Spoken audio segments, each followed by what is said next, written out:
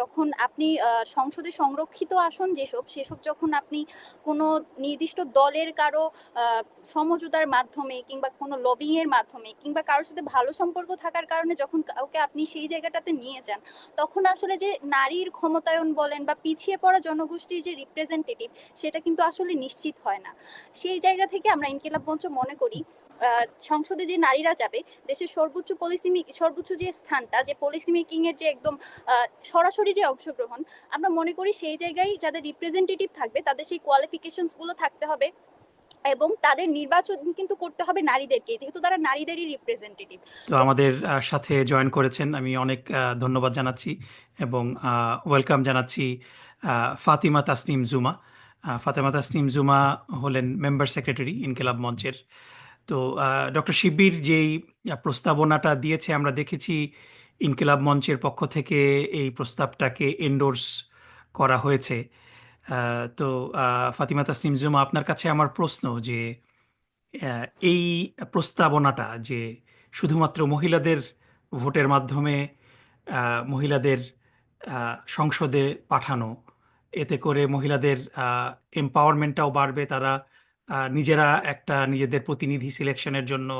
সরব হতে পারবে। তো এই বিষয় নিয়ে যদি আপনি আরেকটু বিস্তারিত বলেন এবং ইনকিলাব মঞ্চ এই বিষয়ে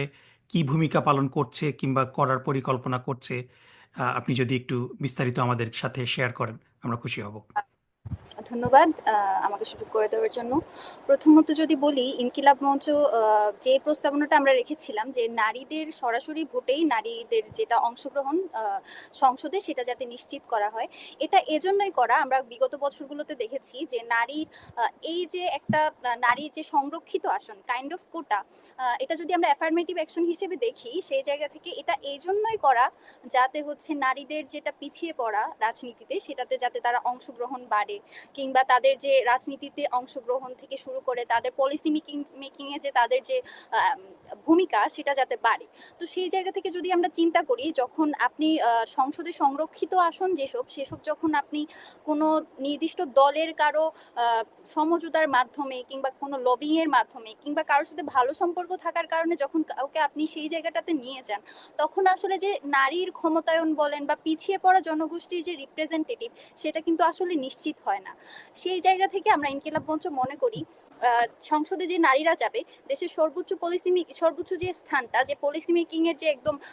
সরাসরি যে অংশগ্রহণ, আমরা মনে করি সেই জায়গায় যাদের রিপ্রেজেন্টেটিভ থাকবে তাদের সেই কোয়ালিফিকেশনস গুলো থাকতে হবে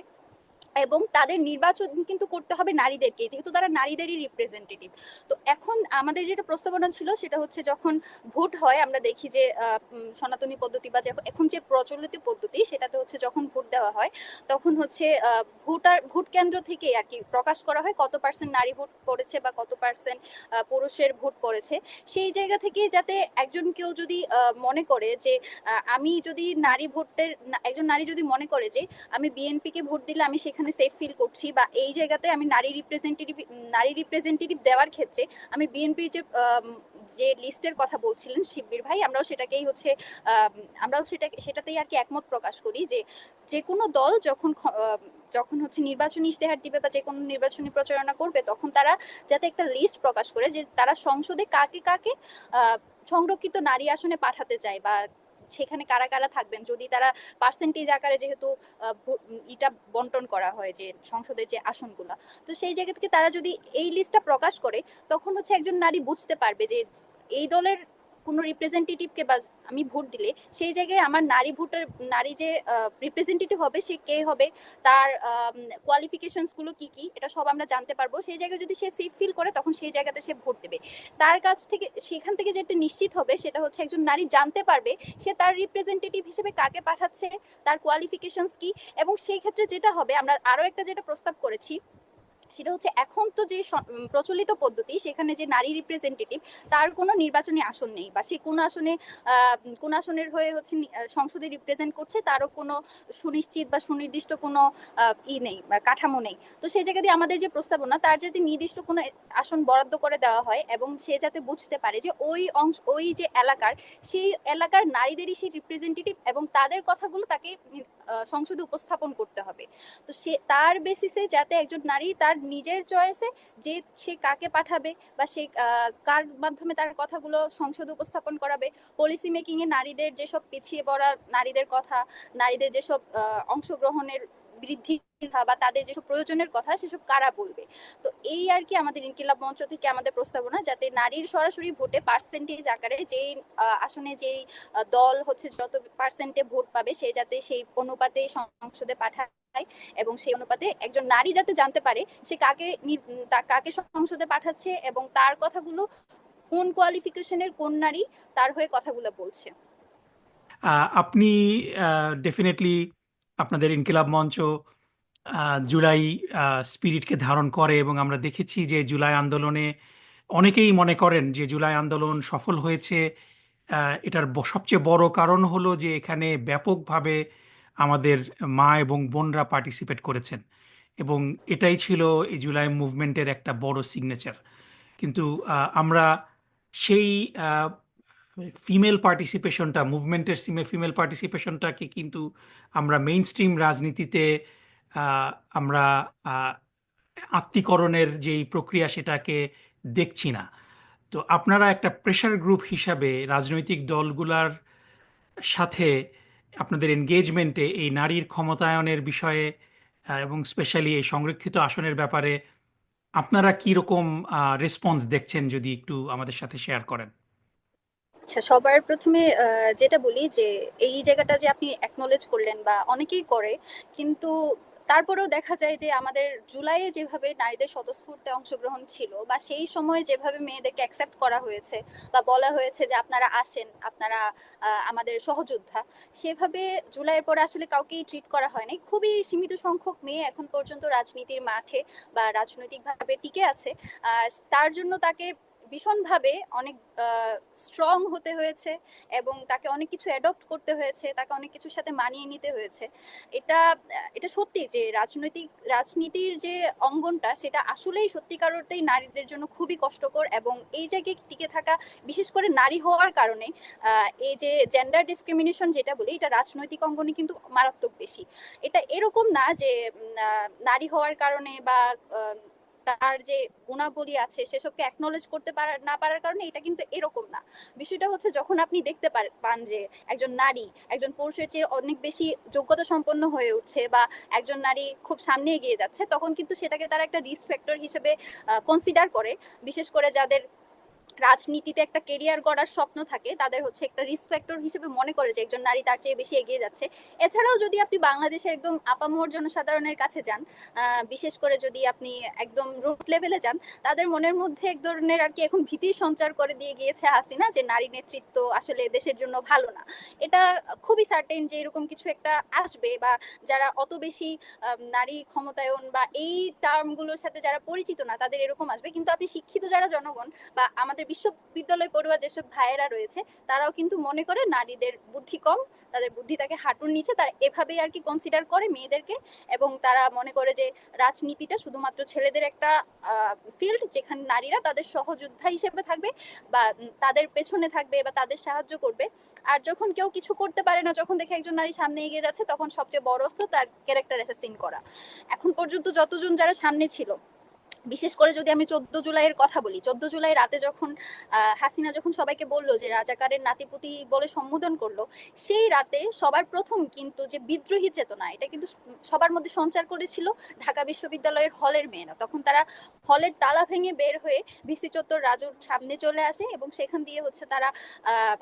বিপ্লবের যে স্পৃহা, বিপ্লবের যে স্পিরিট, সেটা শুরু কিন্তু সেখান থেকে হয়েছিল। অথচ দেখুন এই যে 14 তারিখ চলে আসছে প্রায়, সেই সময় যে মেয়েরা ছিল তাদের মধ্যে কতজন এখন মাঠে আছে, কতজন এখন তাদের ভয়েসটা তারা বলতে পারছে বা কতজন রিপ্রেজেন্টেটিভ আছে। এটা খুবই আমাদের জন্য কি বলবো, খুবই আমাদের পিছিয়ে পড়া বলেন বা আমাদের লেকিংস বলেন যে আমরা তাদেরকে ধরে রাখতে পারিনি, তাদের জন্য সেই ফিল্ড আমরা তৈরি করতে পারিনি। মাসুর ভাই যখন বলছিলেন যে একজন নারী যখন একটা ভোটের মাধ্যমে তার দুইটা ভোটে রিপ্রেজেন্ট হবে, তখন কিন্তু আপনি এটা এভাবে দেখতে পারেন, যেহেতু আপনি নারীর জন্য সেই ফিল্ড এখনো তৈরি করতেই পারেননি যেখান দিয়ে সে একদম সরাসরি কম্পিট করবে একজনের সাথে, বা তার সেই জায়গাটা আমরা এখনো নিশ্চিত করতে পারিনি। সেই জায়গা দিয়ে যখন আপনি একজন নারীকে এইটুকু আপনি তাকে দিচ্ছেন এটুকু তাকে আপনি সুবিধা দিচ্ছেন যে তার একটা ভোট সেটা দুইটা রিপ্রেজেন্টেটিভ, এটুকু এম্পাওয়ার যখন আপনি তাকে করছেন, সেটা কিন্তু আমাদের রাজনীতির জন্য প্রয়োজন। এটাকে অ্যাফার্মেটিভ অ্যাকশন হিসেবে দেখার বাইরেও আপনি এইভাবে দেখতে পারেন, যেহেতু আমরা তাদের সেই রিপ্রেজেন্টেটিভটা নিশ্চিত করতে পারছি না, অন্তত আমরা নারীদের এইটুকু সুবিধা দিতে পারি যাতে তার যে অ্যাকশন সেটার যাতে আলাদা একটা সিগনিফিকেন্স থাকে, সে যাতে এইটুকু এম্পাওয়ার্ড নিজেকে মনে করে। এর বাইরেও যদি বলেন আমাদের রাজনৈতিক অঙ্গনে ইনকিলাব মঞ্চ কিভাবে দেখছে, এটা সত্য যে ইনকিলাব মঞ্চে আমরা খুব সীমিত 2 থেকে 3 জন মানুষ আমরা কাজ করি, কারণ রাজনৈতিক কারণে আর কি ইনকিলাব মঞ্চকে কেউ পছন্দ করে না। এটা এই জন্যই করে না কারণ আমরা সব দলেরই হচ্ছে সমালোচনা করি, এবং এটাকে অনেকে রিস্ক ফ্যাক্টর মনে করে যে এই জায়গায় আসা। বিশেষ করে আমি যদি আমার কথাই বলি, এখন পর্যন্ত আমি যতবার ভিক্টিমাইজ হয়েছি, আমার মনে হয় না বাংলাদেশের রাজনৈতিক অঙ্গনে আর কাউকে এত বেশি, কোনো ছেলেকে এত বেশি ভিক্টিমাইজ হতে হয়েছে বা এত বেশি হচ্ছে তাকে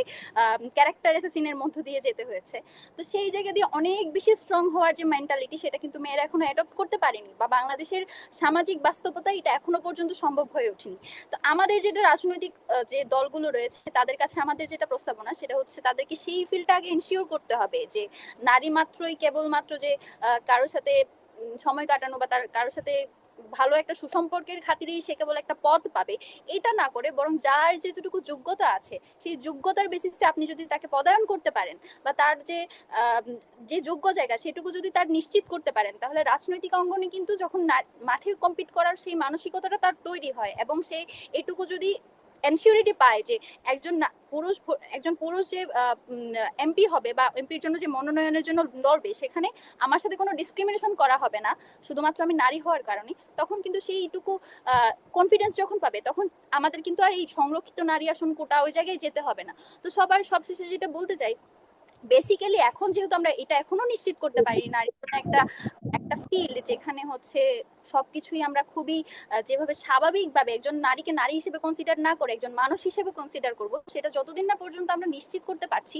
তার আগে পর্যন্ত আমরা মনে করি যে না, এই সংরক্ষিত কোটা বা এই সিস্টেমটা চলা উচিত। সেটা আস্তে আস্তে কমিয়ে আনা উচিত, এই জন্যই যাতে হচ্ছে একজন নারীর সেই মানসিকতাটা গ্রো হয় যে সে সরাসরি মাঠ থেকেই কম্পিট করে সে সংসদে যাবে, সে পুরুষের সাথে কম্পিট করে নিজের যে গার্ডস সেটা বজায় রেখে সংসদে নিজের কথাটা বলবে, এবং নারীরাও বুঝবে যে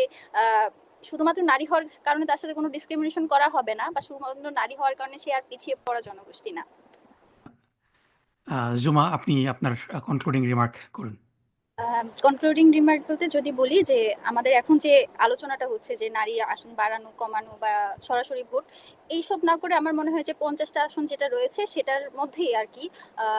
যে যাদের রিপ্রেজেন্টেটিভ নারীরা, লেট দেম ডিসাইড যে তারা কার কাছে বেশি সেফ ফিল করছে, তাকে তাকে যখন সে ভোট দেবে সেই অনুপাতে তাদেরকে সিটগুলো বরাদ্দ দেওয়া হোক, এবং তার বদলে রাজনৈতিক যে ফিল্ড একদম মাঠ পর্যায়ে সেখান থেকে নারীদের অংশগ্রহণ, তাদের যে নিরাপত্তা সেটা নিশ্চিত করার জন্য পলিসি মেকিং থেকে শুরু করে যে রাজনৈতিক দলগুলো আছে তারা ইশতেহারে প্রকাশ করুক যে তারা নারীদের জন্য কি করবে, এবং তারা কিভাবে আর কি নারীদের ক্ষমতায়নটাকে বাড়াবে সেটা তারা সেইভাবে প্রচার করুক। এবং এটাই প্রত্যাশা যে আমাদের রাজনৈতিক অঙ্গন নারীদের জন্য সুন্দর হবে, নারীদের জন্য নিরাপদ হবে, এবং ভবিষ্যতে হয়তো আমরা দেখতে পাবো যে মানুষের চিন্তাধারা বদলাবে, যে নারী নেতৃত্ব মানে আর কি হাসিনা না, নারী নেতৃত্ব মানে খালেদা জিয়া বা তার চেয়েও ভালো কেউ, যেখানে আর কি আমরা গলা ফুলিয়ে বলতে পারবো বা বুক ফুলিয়ে বলতে পারবো যে হ্যাঁ, নারী নেতৃত্বের মাধ্যমেও বাংলাদেশে সুন্দর কিছু পরিবর্তন এসেছে।